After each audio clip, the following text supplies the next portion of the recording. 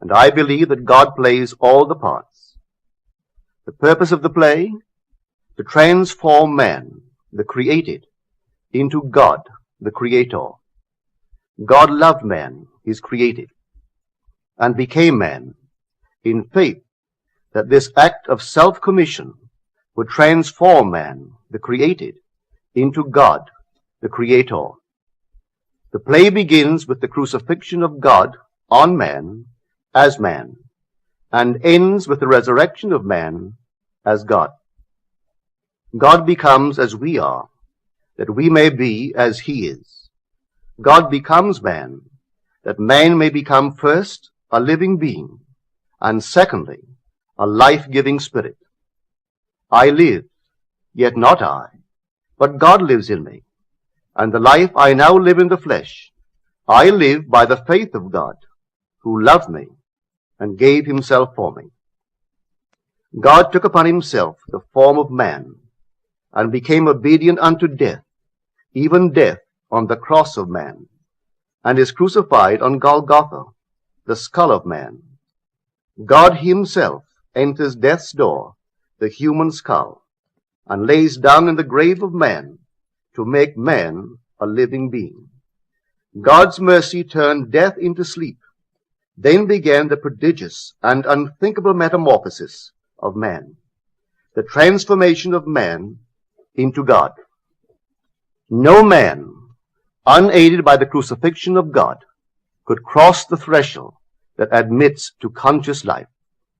But now we have union with God in his crucified self. He lives in us as our wonderful human imagination. Therefore man is all imagination, and God is man, and exists in us, and we in him. The eternal body of man is the imagination. That is God himself. When he rises in us, we will be like him, and he will be like us. Then all impossibilities will dissolve at the touch of exaltation, which his rising in us will impart to our nature. Here is the secret of the world. God died to give man life and to set man free. For however clearly God is aware of his creation, it does not follow that man, imaginatively created, is aware of God. To work this miracle, God had to die, then rise again as man. And none has ever expressed it so clearly as Blake. Blake says, or rather has Jesus say, "Unless I die, thou canst not live. But if I die, I shall arise again, and thou with me. Wouldst thou love one who had never died for thee, or ever die for one who had not died for thee? And if God dieth not for man, and giveth not himself eternally for man, man could not exist." So God dies.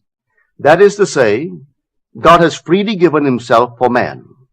Deliberately, he has become man, and has forgotten that he is God, in the hope that man, thus created, will eventually rise as God. God has so completely offered his own self for man, that he cries out on the cross of man, my God, why hast thou forsaken me?" He has completely forgotten that he is God. But after God rises in one man, that man will say to his brothers, "Why stand we here trembling around, calling on God for help, and not ourselves, in whom God dwells?" This first man that has been raised from the dead is known as Jesus, the first fruits of those who have fallen asleep. For man, God died. Now by a man has come also the resurrection of the dead. Jesus resurrects his dead father by becoming him. In Adam, the universal man, God sleeps. In Jesus, the individualized God, God wakes. In waking, man the created has become God, the Creator, and can truly say, "Before the world was, I am." Just as God, in his love for man, so completely identified himself with man that he forgot that he was God. So man, in his love for God, must so completely surrender himself to God that he lives the life of God and no longer that of man. God's play, which transforms man into God, is revealed to us in the Bible. It is completely consistent in imagery and symbolism. The New Testament is hid in the Old Testament, and the Old is manifested in the New. The Bible is a vision. It is not a doctrine or a ritual. The Old Testament tells us of God's promises. The New Testament tells us not how these promises were fulfilled, but how they are fulfilled. The central theme of the Bible is the direct, individual, mystical experience of the birth of the child. That child of whom the prophet spoke. To us a child is born, to us a son is given, and the government will be upon his shoulder, and his name will be called Wonderful Counselor, Mighty God, Everlasting Father, Prince of Peace. Of the increase of his government and of peace there will be no end.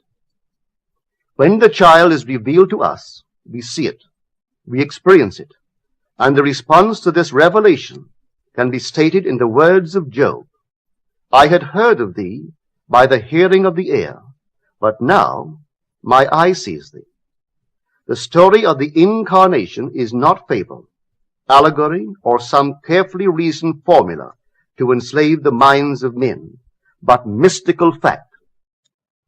It is a personal mystical experience of the birth of oneself out of one's own skull, symbolized in that of a child, wrapped in swaddling clothes and lying on the floor. There is a distinction between hearing of this birth of a child from one's own skull, a birth which no scientist or historian could ever possibly explain, and actually experiencing the birth, holding in your own hands and seeing with your own eyes this miraculous child, a child born from above, out of your own skull, a birth contrary to all the laws of nature. The event, as it is recorded in the Gospels, actually takes place in man. But of that day or that hour when the time will come for the individual to be delivered, no one knows but the Father. Do not marvel that I said to you, you must be born from above. The wind blows where it wills, and you hear the sound of it, but you do not know whence it comes or whither it goes. So it is with every one who is born of the Spirit. This revelation in the Gospel of John is true. Here is my experience of this birth from above. Like Paul, I did not receive it from man, nor was I taught it, but it came through the actual mystical experience of being born from above. None can speak truly of this mystical birth from above but the one who has experienced it. I had no idea that this birth from above was literally true. For who, before the experience, could believe that the child, the Wonderful Counselor, the Mighty God, the Everlasting Father, the Prince of Peace, was inwoven in his own skull? Who, before the experience, would understand that his Maker is his husband, and the Lord of hosts is his name?